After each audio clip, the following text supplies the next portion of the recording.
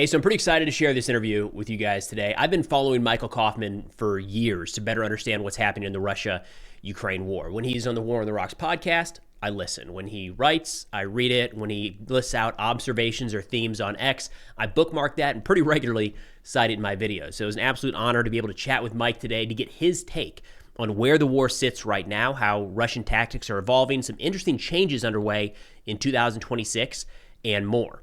Now, Mike is a senior fellow in the Russia and Eurasia program at the Carnegie Endowment for International Peace and a contributing editor at War on the Rocks, where he hosts the Russia Contingency, a bi-weekly podcast on the Russian military and the Russia-Ukraine war. You can find links to Mike's work in the description below. And with that, let's get to the conversation. All right, Mr. Michael Kaufman, thank you so much for taking the time, sir. It's an honor to talk to you about some of this today. I'm happy to join you, Preston. I'm a fan of your work. Appreciate that. So if we can start very high level here, how would you describe the current phase of the war in Ukraine? Sure. So look, we're entering the fifth year. I think that a lot of folks looking over the last 2 years have observed this war had become largely positional and attritional in character. And particularly over the last year, seen both sides pursue not just strategy of attrition, but also strategy of exhaustion that is working the economic foundations, the defense industrial complexes, organizing strikes around critical infrastructure, whether it's Ukraine increasing the volume strikes against Russian fuel refineries and Russian energy export infrastructure, or Russia trying to maximize its campaign against Ukraine's energy infrastructure and trying to go after Ukraine's defense industrial production. Typically, this war follows now a couple of cycles, right? As someone who has been with it since not just the beginning, but even during the military buildup back in 2021. Things tend to look best in the winter. That's when the front stabilizes. Then the Russian military begins a period of intense offensive activity in March. That's already happened in late March of this year. And it tends to go that way all the way around to December. Generally, things look the best in the winter. Situation deteriorates a bit as we get into spring and summer. And then things usually look worse than they actually are by fall. And then it turns out kind of the worst case scenarios are all averted and we end up back in the winter. And I'm not saying that that's how 2026 will go, but I'm just saying that's how the last couple of years have been. You see that both sides adapt and counter-adapt to each other about in 3 to 4 month cycles. And despite Russian material advantages and manpower advantages, you see Ukraine being quite successful in holding Russian forces to incremental gains. And so over the course of those cycles, you see a couple of big trends emerge. If you want, I'm happy to get into them. Yeah, let's start with those big trends. And if you don't mind as well, I feel like we stopped hearing about the winter offensive and the fall offensive and the summer offensive. Has that gone out the window and now we just have kind of these rolling patterns? Yeah, right. So the media tries to characterize the campaigns as a set of seasonal offensives, but that's not what they are, and they haven't been that way really since 2024. You generally don't have discrete offensives. You have a series of operations that in reality are a Russian effort to press to the front along a very broad front and apply pressure across it with a couple of areas that they prioritize, like obviously Donetsk. And because of that, the big trade-off that the Russian military had been making for the last 2 years is, on the one hand, the way they are fighting is simply not conducive to achieving an operationally significant breakthrough. You can't get to infiltration tactics or light motorized assault to any kind of significant breakthrough because they can't generate momentum, they can't exploit any localized breaches. On the other hand, there is no one discrete offensive really, okay? They typically open up the offensive period with a series of large-scale mechanized attacks. We saw that recently in March around Le Mans and other areas. And then what happens is they pursue kind of mechanized assault through April, and then they switch to infiltration tactics in combination with light motorized assault. And I suspect that that's probably what we're going to get to come May. And then when the weather becomes poor again and they feel like they can attempt mechanized assaults, they usually go back to it around late October, November, okay? But what you don't have is kind of discrete offensives. What you have more of is a sustained pressure grinding their way through the front. The challenge for Ukraine has been is that this type of offensive is very difficult to exhaust. There is no spring offensive or summer offensive. It's just one offensive that runs year round. And while Russian forces can't get a major breakthrough, you also don't have a singular offensive or one operation that if you just broke that operation, then the Russian military would be done for the year, and then you retake the initiative. The way you sort of think traditionally offensive, counteroffensives, how this war was prosecuted in the first 2 years, 2022 and 2020. So if we look at how the Russians have been conducting these kind of constant attacks for a while, you mentioned it, it's not enough to achieve a significant breakthrough. Are they changing their tactics or changing their process? Yeah, so every year you see an evolution. So in 2024, Russian forces were fighting alongside mechanized assault with smaller dismounted infantry detachments. And then the unit size became smaller and smaller. Ukraine adapted to that with the line of drones initiative, expanded employment of drones as the principal engine and kind of fire support along the front line in combination with artillery and minefields and traditional prepared defenses. So then by 2025, you saw the Russian military switch to infiltration tactics and light motorized assault. Instead of having small infantry detachments, having a platoon break itself into 1 or 2 men and simply walk through what is no longer a cohesive defensive line and figure, okay, some percentage of these will be attrited out, they'll be lost, maybe 70% or something like that. But a few men will make it, then they'll adjust the route and start accumulating in the rear. And so in 2025, you saw the evolution of the fight from infantry detachments attacking other infantry detachments or whatnot to increasingly being a tug of war over who has superiority in the kill zone, right? The drone employment zone. And it was really much more about units, whether it's drone units and fire support, or let's say Russian assault infantry, displacing the drone units of the Ukrainian side and the line shifting when drone support was displaced, not when infantry on one side was able to make contact and displace the frontline infantry on the other side, because at this point you don't have cohesive defensive lines. You have things that are more like pickets, and you have a fairly sizable gray zone, where those of us who look at it are never sure how to map it. Presence on the battlefield doesn't confer control, so you have marbled positions and commingled positions in cities. You have Russian units, spread out basements maybe in Kupiansk, and they don't control anything, but they're kind of there. And you have a sizable gray zone where, Russians try to claim that they took something just by having a photo of some guy with a flag planted, okay, that gets killed. And then the Ukrainian counterattack against what is principally a gray zone where Russian forces never consolidated control in the first place. So it's not always easy to map it, and different organizations, different people I deal with, they have these kind of, narcissism of small differences and local disputes over how much territory was taken or not taken, let's say last month. Yeah. That from day one, the mapping has been, I'm impressed that people are able to get into that level of detail. The discrepancies seem to be getting larger and larger with this gray zone. You used the term light motorized assault. Is that a fancy way of saying motorcycles and ATVs, or is it, that's what it is? And they do that sometimes in combination with traditional mechanized assault, or sometimes that is kind of the main attack. They've been, trying different combinations. And look, it doesn't work well because most of those people get killed. It's very clear. And by the way, very great experiment for all the folks out there in the first 3 years who said, hey, tanks are obsolete. We're just going to be fighting in this other imagined vehicle now. And we're going to go much lighter. Okay, well, Russians have tried that. They've shown what it's like if you try to do motorcycle, ATV, dune buggy in assault, and it's a lot worse. And we would never accept those kind of loss rates. But the whole point of that assault is to try to get as fast as you can through the defeat zone imposed by drones, and then try to anchor the troops beyond Ukrainian kind of forward positions, right? That's the kind of idea. And sometimes it does work better than traditional mechanized assault, because Ukrainian forces long ago optimized to defeat the typical, tank and armored fighting vehicle assaults the Russian forces do. Even if they're able to dismount, those vehicles never make it out of the fight. Would it be a flawed assumption to see these motorcycles going forward and think that that means that there is a shortage in Russian armor? Or is there a shortage and this is a kind of a different issue? How do those relate? That is a flawed assumption. Russian armor loss rates declined precipitously over the course of the last 2 years. In general, after pulling in a lot of equipment from storage that the Russian military had inherited from the Soviet Union, now, while it may not be of the same quality as it was before the war, probably Russia has about the same amount or slightly more armored fighting vehicles in the force now than it did at the start of the war. However, that force is much larger. The Russian military expanded considerably in size over the course of this war, with both partially mobilized and contracted personnel.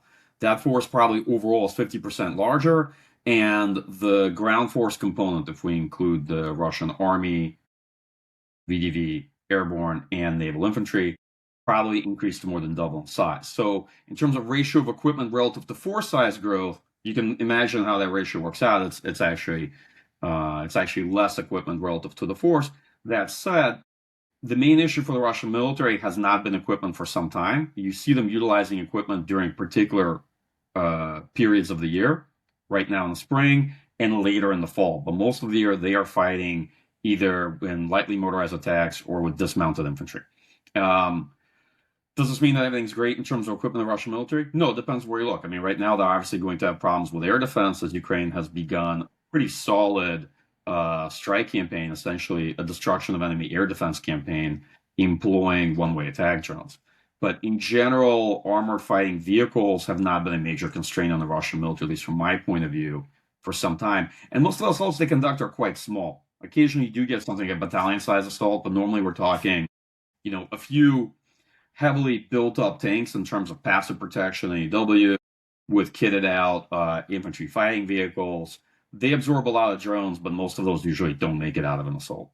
And often they're defeated before they even get to the forward line of Ukrainian troops. So you mentioned the air defense assets getting hit, and I feel like it's every day. There's a new video popping up of a Russian air defense system, either radar, launcher, something, getting destroyed. Those are expensive. They take a long time to build. Are we at a point where Ukraine is seeing the benefit of that reduction? Are we still waiting for a window to open up? How do you perceive that? So it's a good question. I wonder myself, what will be the follow-on of that effort? Because you destroy enemy air defense in order to enable your force to do something, okay, with that. By itself, it's a great attritional campaign. It costs Russian forces, and it degrades the air defense capabilities they have, but you need to make use of it. So ideally, it is being used to strike Russian logistics. We're starting to see more of that, even though they're dispersed logistics. Nothing like what you saw back in 2022, when it was easy with a HIMARS to with GMLRS find a very sizable munitions depot. Today, this is a much bigger challenge. I'm still seeing it mostly near the front line at operational depths, right? We're talking about within 200, 300 kilometers of the front line. And a little bit was done around Belgorod. There was an interesting campaign there by several Ukrainian units. I think the challenge for Ukrainian forces at this point is that it's great to destroy Russian air defense, but Russia also has several echelons of tactical radar networks akin to Ukrainian RADA, Russian SKVP, with interceptor drone units that basically learn from the way Ukraine started intercepting with drones back in 2024, and essentially copied and scaled a lot of these tactics. And so today, it's not just about destroying traditional short-range air defense, whether it's Tor M2s, Panzers, the occasional Buck M2 or M3 that you find further in the rear. You also now have to deal with tactical radars because they're the principal threat to Ukrainian winged ISR. And to understand this a bit as a system, Ukraine may have good intel targeting data on where Russian air defense sits and lives. They're able to find it with FP2 drones.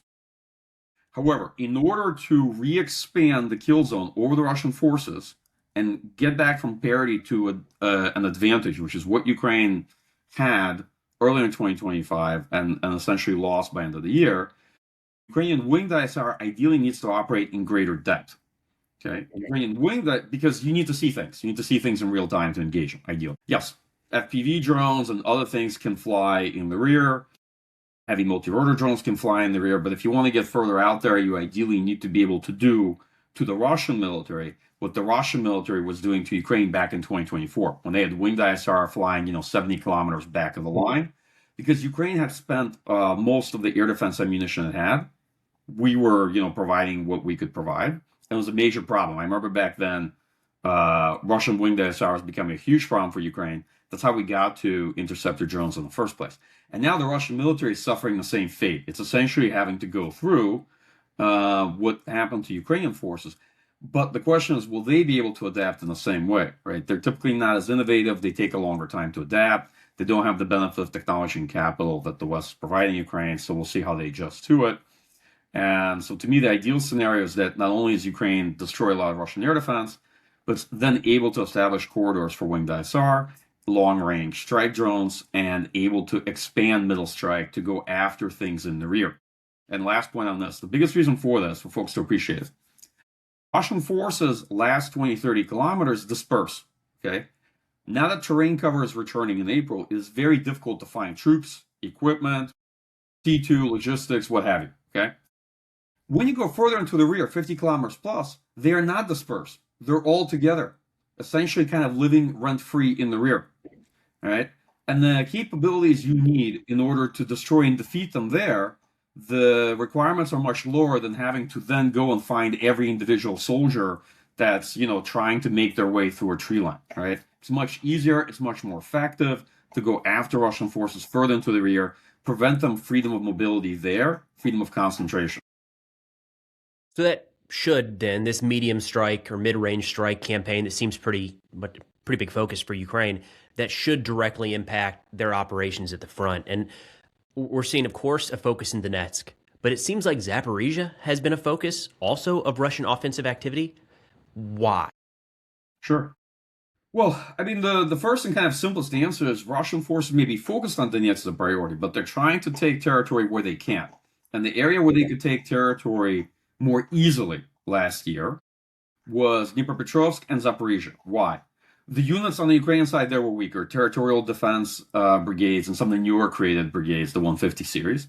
Second, defense there was much less cohesive, and that terrain is kind of flatter, even though there's some rivers there, but much easier to fight in Zaporizhia than just to fight in Donetsk. And Zaporizhia became a much more fluid battle space where right now you see kind of north and east of Zaporizhia, Ukrainian forces slowly attacking, having initiative. And then south and west of it, Russian forces attacking. So Zaporizhia is the one place where in the last 2 months you have been able to find both Russian forces advancing in one area and Ukrainian forces advancing in the other than, the sort of typical like Russian forces basically trying to bash themselves against an entrenched Ukrainian defense across the rest of the front. Okay, why is Zaporizhia and Dnipro? It is a secondary priority for Russian forces, but they are trying to take terrain there. It is economically and politically in some ways more important from my point of view than Donetsk. I mean, from an economic point of view, it's not even a debate. And it's not just kind of the southeastern part of Zaporizhia. Russian forces also tried to advance along the Dnipro River, where they weren't far from Zaporizhia, the city itself, to begin with, and have recently been pushed somewhat back from that. But that was increasingly becoming precarious. Why? Fiber optic cable FPV drones allow you to start hitting cities and try to establish fire control in much greater ranges than it was in 2023 or 2022 or 2024. And so now, if Russian lead Rubicon units are operating something like 20 kilometers behind the front line, but they have 50-kilometer fiber optic cable spools, they might be able to range 25 kilometers or so plus behind kind of what people presume to be the front line.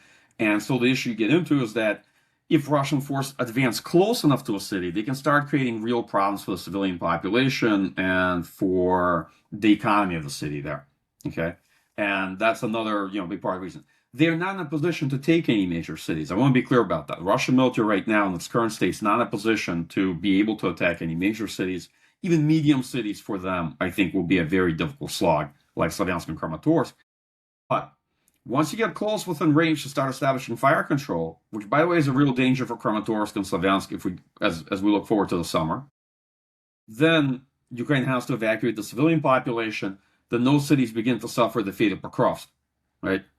Russian forces may not be able to easily occupy the city, but the city itself dies from in terms of its economic value, its value as a transit hub, and then slowly it becomes kind of a grinding fight that destroys the city. It sounds a little bit like Russia is still poking and prodding, trying to find a weakness and then exploit that weakness rather than go all in on, say, Donetsk. Is that accurate? Yeah, so their strategy had been, focus on areas like Donetsk. It's a priority for them still to just take Donetsk. But also to try to spread Ukrainian force on a broad front. There is a clear reason for that. Ukraine does have a structural manpower problem that the Ministry of Defense is trying to address. Because of that, Ukrainian assault regiments and air assault brigades are forced to essentially run around the front firefight. The Ukrainian analogy typically for this is having a blanket that's too short for you and you're sort of really pulling it up or pulling it down. Okay. It's annoying. It's annoying. It is annoying. Okay. But look, the front line is over 1,200 kilometers, right? In span. And this is probably not even counting this buffer space Russians are trying to create around Sumy. I'm speaking kind of in crude terms here. So what ends up happening is if Russian forces simply concentrate their attack in one area, they would be very easy to defeat because then Ukraine could concentrate all of its better units to defending that area. What happens instead is if Russian forces are, let's say, stymied around Zaporizhia in that direction, you see them starting to make progress in Zaporizhia. That's what's happening last year in the fall. Okay? Or northeast of Savansk, that's how Siversk fell. Okay? And then Ukraine is forced to rush units, which was the case in Zaporizhia, to deploy them there in order to stall the Russian advance. But if they move there, then in many respects they're not available for other parts of the front line. Then Russian forces start making gains somewhere else. That's the way it's been going. Okay. By and large, Ukraine has been able to hold Russia to pretty slow gains and to very high cost for those gains. But it's still a challenging situation. You see that the Russian strategy has been to focus on one or two areas, but essentially pressure Ukrainian military on the broad front, understanding that some areas they won't have enough forces or they'll have to assign weaker units like territorial defense brigades, and there the Russian military will be able to make more gains. That's the way I see it. That said, it's a diffused offensive, right? And so the big drawback for the Russian strategy is overall they're paying fairly high costs in manpower for terrain they take. And they're not able to achieve a significant breakthrough, and they're not able to establish momentum anywhere, so Ukraine is able to stabilize the situation, even where they have a localized breach. And lastly, okay, they're gaining more territory, a bit more territory year on year, but at a higher price. Actually, I think 2026 they might end up taking less, depending on how things go. The start of this year has been very inauspicious for the Russian military. But at the end of the day, this war is not decided by who controls the next 20 kilometers of Zaporizhia or the next 20 kilometers of Donetsk, right? So Ukraine, in some respects, can afford to, for lack of a better word, to give up this territory slowly, imposing a fairly high price on Russian forces. Obviously not forever. You also can't take this proposition to logical conclusion that Ukraine can just afford to give up terrain everywhere or whatnot. In fact, Ukrainian military is typically fighting for every square inch. I think that's part of the challenge, to be honest. Ukrainian units are not allowed often to conduct a mobile defense and aren't allowed to retreat to better positions where it might be much more advantageous to hold something, let's say, further back than to try to cling to some tree line when the adversary has substantial superiority. But nonetheless, the way I see it is that there's major drawbacks to the Russian effort, and that's they're not able to inflict significant amounts of pressure or generate momentum where they're attacking. You mentioned the assault units, and that seems to be a change in tactics, maybe a change in unit formation within the last year. We've got these dedicated units being pushed into these hot areas at the front, and at times appear to be retaking territory or moving into the gray zone at the very least. Can you talk through what that looks like right now? Yeah, sure. So first, regiments. I want to say a couple things up front. They're all a bit different. People tend to group them together, but they fight differently. Scala 425 or 225th Regiment might fight in one way, using infantry, light motorized tactics. Other units are trying to restore the ability to conduct mechanized assault in combination with drones, like 1st Assault Regiment, using armored fighting vehicles and tanks in some cases. Others are trying to take a very sophisticated doctrinal approach in employing drones in combination with infantry and armored fighting vehicles like Code 92, 475th, and so on and so forth. So first I want to just be clear, people tend to group them together, but they actually fight differently, and that's one of the interesting things, which is each of these assault units is experimenting with tactics and approach in their own way. Some of them get criticized for the losses they take, that's true. Some of them employ all sorts of different type of personnel, like convicts and whatnot, maybe a bit differently than the way the Russian military employs them. But I just want to say that these are different types of units. Now, they are often seen as sort of the operational reserve, along with their assault brigades. And some people joke that the assault regiments have become kind of Sirski's alternate army because it's the kind of stabilization and counterattack force that he deploys, and that's why the general staff um, tends to funnel replacements more to them. There's a lot of friction that's been going on lately. If you've seen the kind of political discussion zeitgeist in Ukraine amongst military analysts about different assault regiments. Let's talk about Zaporizhia. So the way I've been seeing it is that Ukrainian forces have been experimenting with drone-enabled offensive operations in different ways, going back at least to last year. And you saw a localized counterattack during the Russian breach in Zaporizhia last year. Then a very slow and methodical counterattack employing primarily dismounted infantry and drones in Kupiansk over the course of last fall, which proved quite successful, right? Combination of Code 9-2, Khartia, 13th National Guard Brigade, and some other units. I don't want to leave anyone out, but there were a couple other people involved. And then in Zaporizhia, you saw an interesting counterattack where assault regiments and 2 air assault brigades were first deployed to stabilize the situation because Russian units were advancing there over the course of the fall.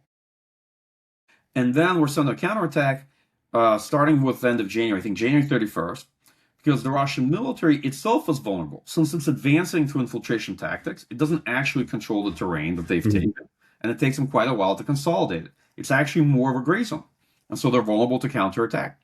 And Ukraine, in a span of a month, was able to push Russian forces back to maybe about the amount of territory it took them 3 months or so to occupy. And the way this was done was essentially, a breakup of sectors between the different assault regiments and air assault brigades, kind of going around like this. Now, on the one hand, what's interesting is each of them was fighting in their own way, some in combination with each other, right? Like working together. Others, I would say both experimenting, but also fighting the way they preferred to fight. And the end result is the operation was a partial success. Some Ukrainian units have now shown that they're able to go back on the offensive with a more sophisticated approach that employs drone units to systematically displace Russian drone units and fire support, and are able to go on the offensive without taking significant losses. Because the challenge for Ukraine has been not how do you counterattack, but how do you counterattack without taking the kind of losses the Russian troops take while attacking, because Ukraine can't afford those. Okay, and it can't afford to fight in that way, right? So increasingly, I am seeing several units coalesce around a more sophisticated and smarter approach that combines technology, tactical innovation, adaptation. And then the challenge is always in Ukraine is that Ukrainian units are tactically very innovative, but they all fight in their own way, and then you have to get them together to practice one thing, okay? Because they're kind of all different units with their own commanders, with their own preferences for how they want to fight. And then you need to get them together to say, okay, this is the winning approach. Now let's all try to do it this way next time, because this seems to work best. And that takes some time. Well, that speaks to, and we'll wrap up here with this, but the scaling of these tactics. We're seeing it, I'm throwing out number, squad, platoon, maybe company size with some of these assaults. They seem small. Is this the type of thing that could scale up to multiple regiments, multiple brigades, and doing more than clearing the gray zone, but actually retaking territory? And if it can, should it? Do you think that's a viable path for Ukraine to pursue? Sure. So first, it's already made the battle space more dynamic than it was before. You see Ukraine able to conduct localized counterattacks and increasingly a slightly larger scale. Second, they found ways of doing it without taking heavy casualties. And the next iteration is not just how do you do drone-enabled assault, because a lot of these units, the way they're prosecuting this is by having a substantial part of the force essentially be the drone units and drone fire support. Some of them prosecute this through primarily employing dismounted infantry, like some air assault brigades. Others use light motorized tactics to try to go far and deep really quickly, like Scala 425. And some are trying to return mobility to the battlefield for armored fighting vehicles. And I know a lot of people think that's impossible. Don't say this, okay? Most technologies have a counter to them. Mass precision that drones provide and the way they've locked down the battle space also have answers to them as well. Okay? And Ukrainian units are experimenting with that. I think that we'll probably see it at platoon level, and maybe it'll expand to something like a reinforced company. Preston, at this point, that's already substantial because the density of force on the battle space is pretty low. And the main challenge is how you get past the initial 10 plus km to displace enemy drone units on ISR. And once you've done that, you've now created a degree of displacement in terms of their fire support, and you've essentially inflicted some amount of chaos on them, and now you're able to advance. The challenge for Ukraine is how to turn tactical success into something that you then can expand, reinforce, and that requires, from my point of view, that requires not just horizontal coordination amongst two assault regiments or two brigades, which Ukraine is pretty good at. And here's the consistent challenge that I've seen in the Ukrainian military. That requires you going up to something like a corps-sized action where you have a clear plan, first echelon, second echelon, everybody does what they say they're going to do, which we know is hard, okay? And there's a clear kind of, breaching force, a follow-through exploit force. But I think we're seeing a slow evolution of that. Is it going to lead to large-scale counteroffensives like we saw 2022 and 2023? No, I don't think so. But is it going to impose challenges on the Russian military? Is it going to contest the initiative in some areas? And is Ukraine going to be in a position to retake some territory it lost? Either it's, up by Kupiansk or it's down in Zaporizhia. My answer is increasingly yes. And I'm kind of following these developments and I've dealt and talked to these units extensively. I don't want to go into the details of how they do it, but I'm seeing a steady evolution of people really thinking about this and how to return mobility to the battlefield. So I am impressed by it, and it's been progressing since last year. That's what I'm trying to paint for you. This is not a story that begins in Zaporizhia, 2 months ago. It's a story that begins really last year, at the very least last year. It's interesting. I think it's so easy to look at the conflict and see stagnant lines and not a lot of movement. Yeah. It seems the opposite. Yeah. Sorry to just interject. I think you have to remember, as analysts, we always get anchored by continuity, right? And the recency bias of however the fighting's been going the last couple of months is how it's going to keep going. And so we tend to struggle with predicting change. And I'm always keeping in the back of my head, okay, but what if something was to change on the battlefield? Technology, tactics, organizational capacity, force structure come together over time, over the course of 6, 7, 8 months, and then we start to see different level of performance, okay? And so that's the one thing I should keep in mind. I'm not saying it's going to happen, but this is what I want people to be imaginative and keep in mind that things can change on the battlefield, and there'll be gradual changes over time that will eventually amount to a difference in kind. Not anything huge, but nonetheless, I'm impressed. Sorry I interrupted you, Preston.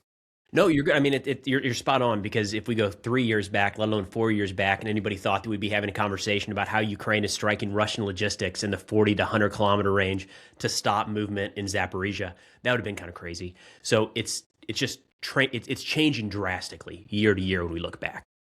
Yeah, absolutely. And you see Ukraine finally getting after middle strike. Part of that, just to be clear, is organization and coordination, right? Because if Ukraine could get better at coordinating the work of unmanned systems forces with the corps, allocation of the battle space, who's working the front line, who's focusing on Russian infantry versus who's striking in depth, who's trying to isolate the battlefield or control ground lines of communications. If they could sort that a bit better, then you would see a synergistic effects, right, where the sum is better than the individual parts. And I think that it's both a combination of capabilities that Ukraine's online, units that are focusing on this mission, but hopefully this year we will see the continuation of reforms and changes and improvements to the coordination between different types of units, who's responsible for what, and because if you want to achieve specific effects, you have to get beyond attrition, right? If you want to strike in depth, you have to go after Russian air defense, tactical radar networks. If you want to be able to conduct a counterattack, you have to be effective at displacing Russian drone units, Russian fires. You have to have a solution to the vast amount of mines on the battlefield to enable mobility. All these things have to be achieved, so then you have to have higher level of coordination. It's a lot. Hopefully see some positive moves here in 2026. But Mike, just want to say thank you so much for taking the time. You have been a great source of information for a lot of us. So thank you for what you're doing, and thanks for talking through this today. Hey, thanks a lot for having me on your program. Really appreciate it. All right, so thank you so much to Mike for taking the time to walk through all that today. He is an absolute wealth of knowledge when trying to understand the war in Ukraine. So, of course, be sure to follow him on X. Check out his work at the Carnegie Endowment for International Peace, War on the Rocks, Russian contingency, all of that. And, of course, we'll try to get him back on the show when his schedule permits. But that's all we got for now. Thanks for watching, and I'll see y'all next time.